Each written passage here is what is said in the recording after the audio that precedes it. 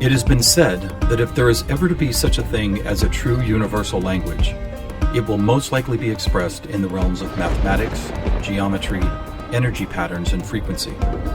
Could it be that this language, or at least the foundation of it, already exists here on Earth? Is it possible that over the course of thousands of years, we have been somehow guided in the process of creating this new form of communication?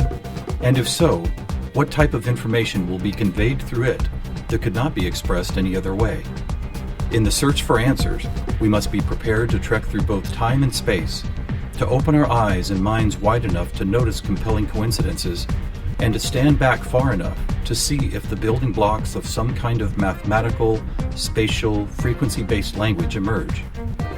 But before we begin our journey, we will pause here in the present day to notice some of the ways that we measure and tabulate the world around us.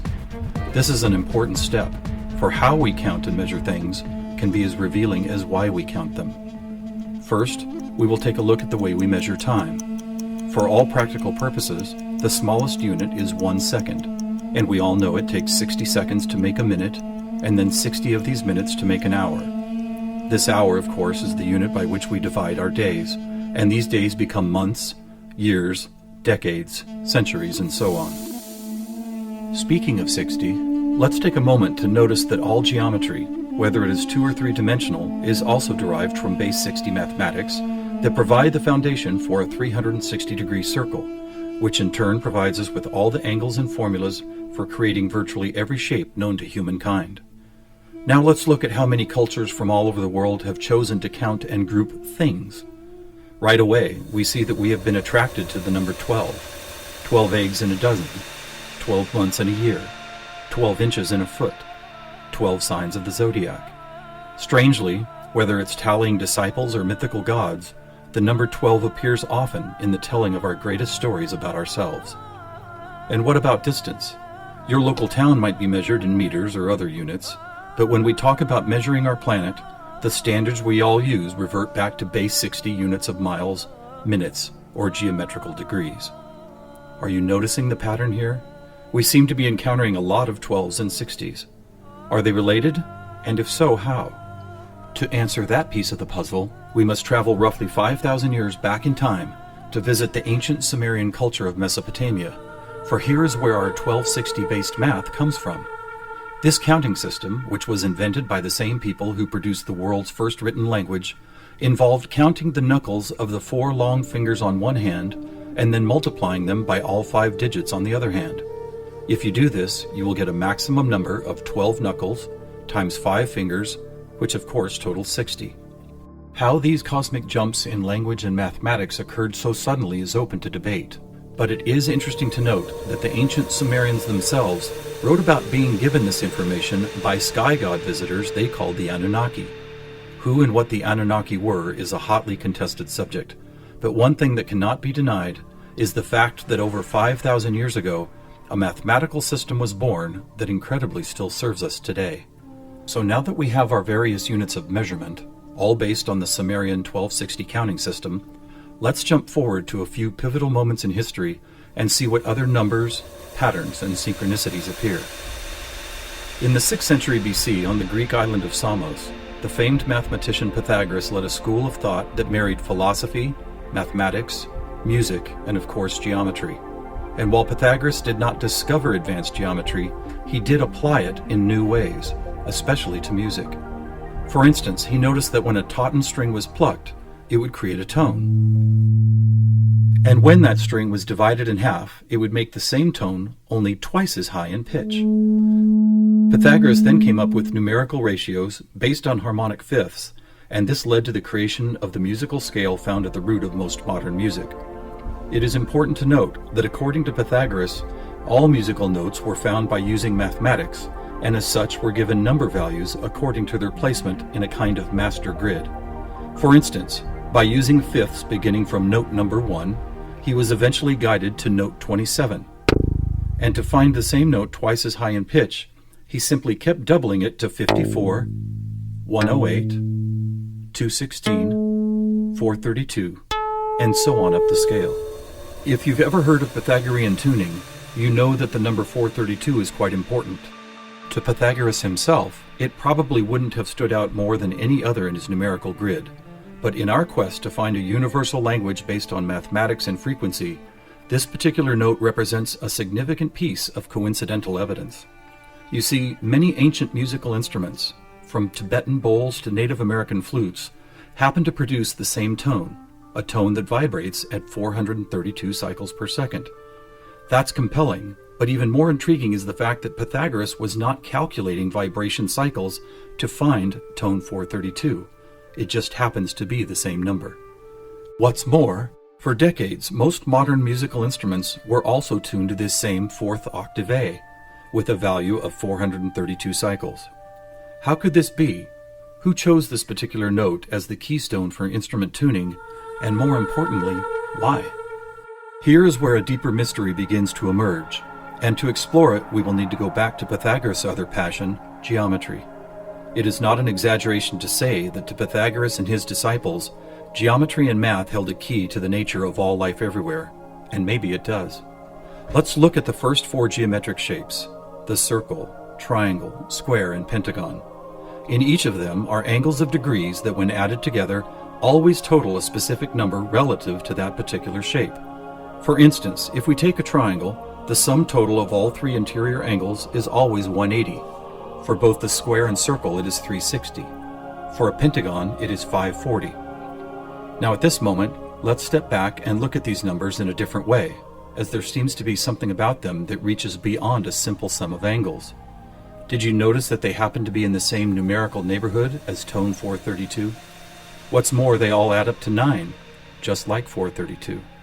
As an experiment, let's take a look at the numbers found in basic geometric shapes, then apply those numbers as vibration cycles to hear the tones they produce. First, let's listen to what the 180 total degrees contained in a triangle sound like.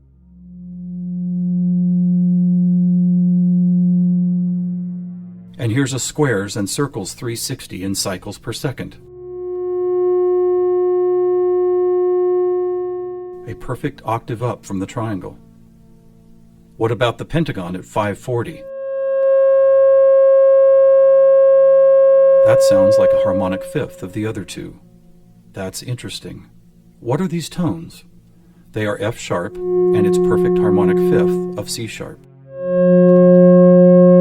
Let's keep going. What does a hexagon 720 sound like? Another F sharp. Here's a seven-sided septagon, which totals 900. This is an A sharp, which happens to be the note required to complete an F sharp major chord in perfect three-part harmony.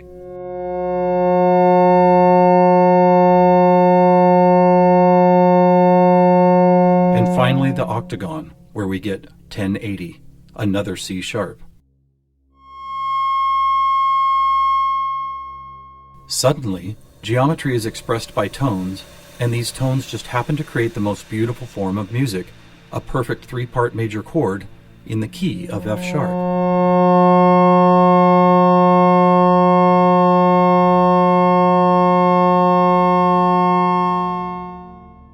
Is this something we've been missing for years?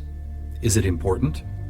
To the famous philosopher and mathematician Plato, the answer would have been a resounding yes, for it is Plato who advanced the study of two-dimensional geometry into three-dimensional geometry, and who began to recognize that nature, whether expressed as a tone, the petal design of a flower, or the spiraling design of a seashell, seemed to follow a 3D mathematical pattern.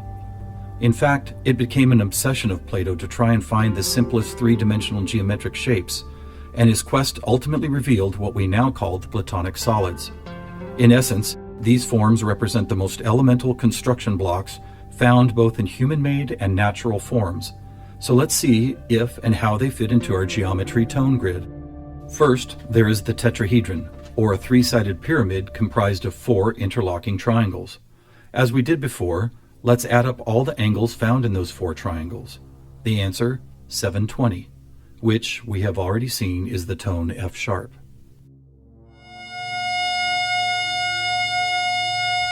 Next we have the cube, whose six 360-degree squares totals 2160. What does it sound like?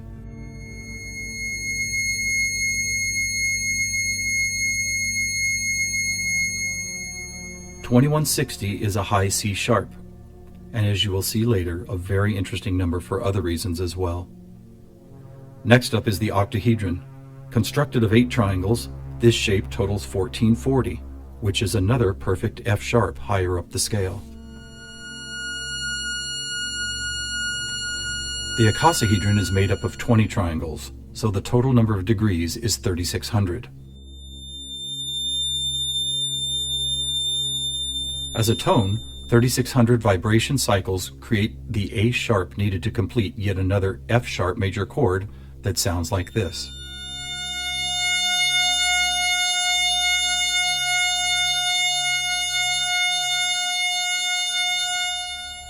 At this point, we have seen how 2- and 3-dimensional geometry can be expressed by the notes found in an F-sharp major chord. Could this also be true with what is known as sacred geometry? To find out, we will first need to build a design called the germ of life, which, when repeated, goes on to reveal the seed of life, then flower of life pattern found at sacred sites all over the world. First, we start with a circle at 360 degrees, which is the familiar F-sharp. We then add our second circle, bringing the total to 720, another F-sharp. 3 circles totals 1080, which provides the harmonic fifth of C-sharp. 4 circles is 1440, another F-sharp. 5 circles totals 1800, or the A-sharp needed to once again provide the harmonic third of an F-sharp major chord. And finally the 6th circle, which brings the total to 2160, another C-sharp. Amazing!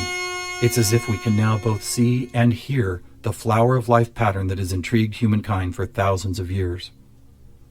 So now we have 2-dimensional geometry, 3-dimensional geometry, and even sacred geometry being represented by different variations of an F-sharp major chord. How is this not common knowledge? How have we missed this connection? There are actually 3 explanations. 1, for reasons ranging from the mundane to the conspiratorial, musical instruments are no longer tuned to an A vibrating at 432 cycles per second, but rather 440. 2, modern tuning calls for equal temperament, which no longer adheres to Pythagoras' whole number simplicity.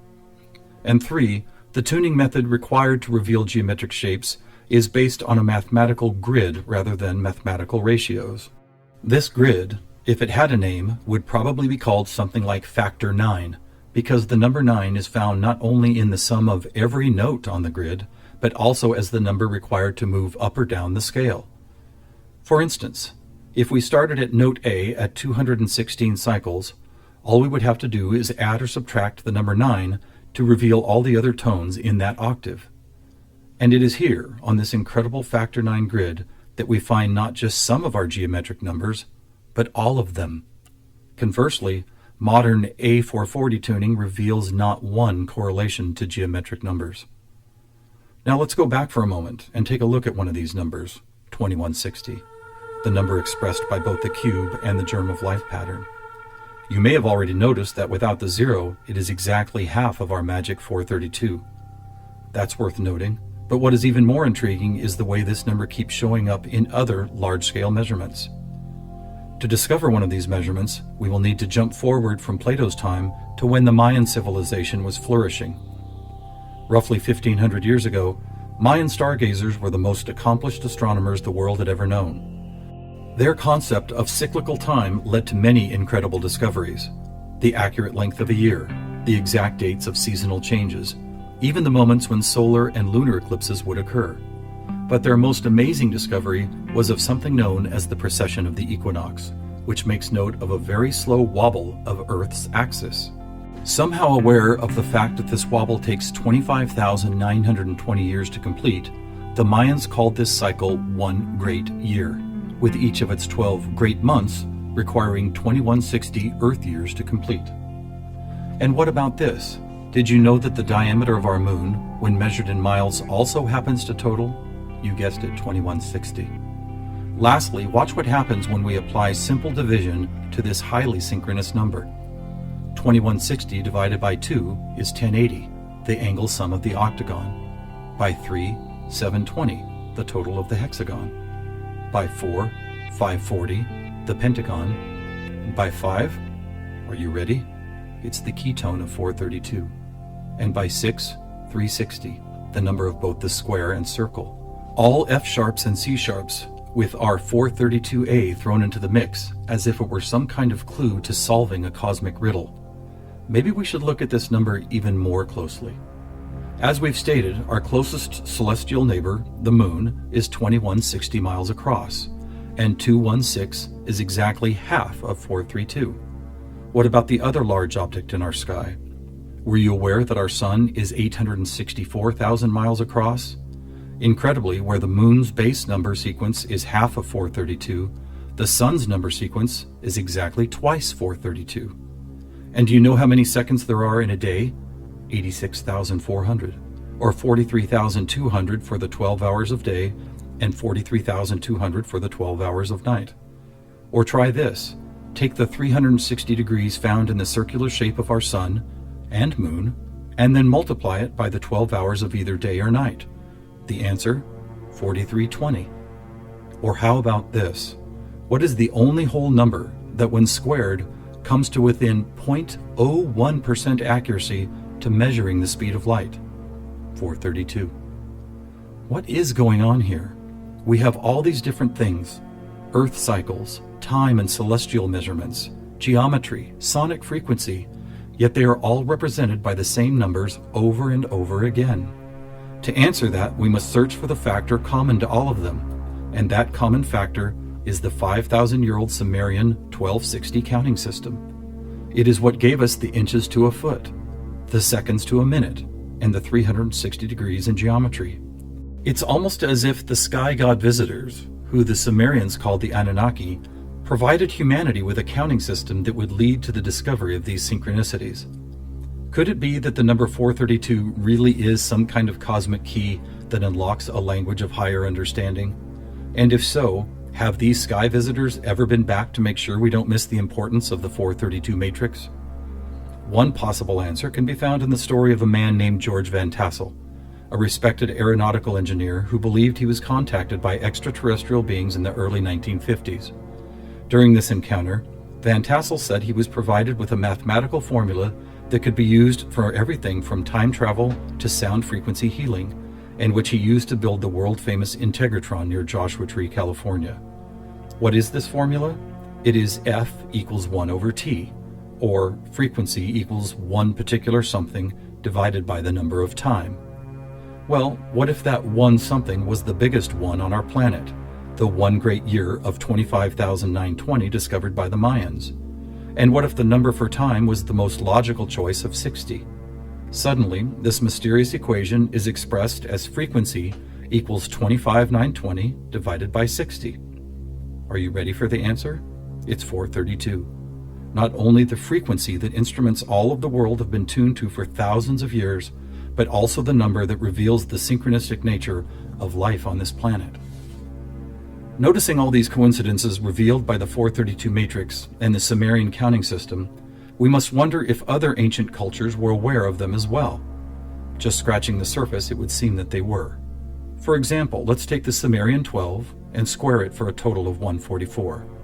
Right off, we see that it is indeed a number and tone contained within our factor 9 grid. Expanding outward, we find 1440, then 144,000, which is a number that appears all over the world in the most compelling of ways. Take, for instance, the Great Pyramid of Giza. It happens to have been covered with 144,000 smooth white casing stones. To ancient Mayans, 144,000 days was the length of their 394-year back tune, a time cycle which has just begun again. In the Bible, we read that there will be 144,000 chosen ones redeemed from the earth prior to the apocalypse. Obviously, number sequences like these have been significant to many different cultures and religious sects, and to one enigmatic group in particular, the Freemasons. Were the earliest Masons, the supposed keepers of sacred information, also aware of the Factor 9 grid, the 432 key, and the number 144,000? Their infatuation with the numbers 3 and 13 might be telling. For instance, if you divide 144,000 by 432, the answer is 333.3 into infinity. Or take a look at the back of a dollar bill. That famous unfinished pyramid could be revealing some interesting clues. For instance, there are 13 steps climbing the pyramid, and 13 times 33.3 is 432.9. Even the shape of the flat-topped pyramid appears to be made as if someone had drawn 4 dots in a line, then 3 above it, then 2 above that, and then connected those dots to reveal this iconic shape. And of course, let's not forget that the square root of our all-important factor 9 grid is 3 threes. Who else knew about 432? The answer is surprising. In India, large cycles of time are called Kali Yugas, and each one is 432,000 years long. In fact, the number 432 appears so often in sacred structures and myths, from Stonehenge to the pyramids, that author Joseph Campbell could not help but see it as the most important mythological number in history. So what do we have here? What is it that's trying to be expressed by all of these coincidences? One answer is that over the course of history, we have been somehow guided toward both the subconscious creation and eventual conscious recognition of a grand pattern based on frequency, mathematics, time, space, and geometry. Quite possibly, these synchronistic numbers, shapes, and tones represent the building blocks of a language that we do not yet fully understand, but could turn out to be the most important language we will ever learn. How will we use it? Who will we be conversing with? Time will tell. Thousands of years ago, from locations all over the globe, various prophets, shamans, and seers described an era when humanity would make some kind of cosmic leap into a next level of consciousness. Here, at the dawning of the age of Aquarius and the start of a new Mayan Baktun cycle, maybe it's happening.